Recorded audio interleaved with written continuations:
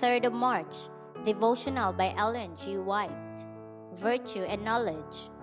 And beside this, giving all diligence, add to your faith virtue, and to virtue knowledge.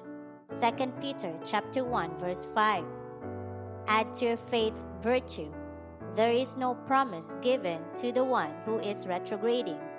The apostle, in his testimony, is aiming to excite the believers to advancement in grace and holiness. They already profess to believing the truth. They have a knowledge of the precious faith. They have been made partakers of the divine nature. But if they stop here, they will lose the grace they have received. Without giving all diligence to make step after step upward to God above the ladder, there is no gaining ground in peace and grace and the work of holiness. Strive, said Jesus, to enter in at the strait gate. Luke chapter 13 verse 24. The way of the believer is marked out by God above the ladder. All his endeavors will be in vain if he has not virtue of character, a practical knowledge of Christ through obedience to all his requirements. Those who have faith must be careful to show their faith by their works.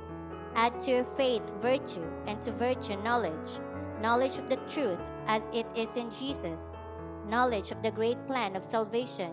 To be ignorant of God's commandments and laws will not excuse a soul. He will not dare to plead around the throne of God. I did not know the truth. I was ignorant. The Lord has given His word to be our guide, our instructor, and with this heavenly enlightening, there is no excuse for ignorance. Truth is an active, working principle, molding hearts and life so that there is a constant upward movement. In every step of climbing, the wheel is obtaining a new spring of action. The moral tone is becoming more like the mind and character of Christ. The progressive Christian has grace and love, which passes knowledge. For divine insight to the character of Christ takes a deep hold upon his affections.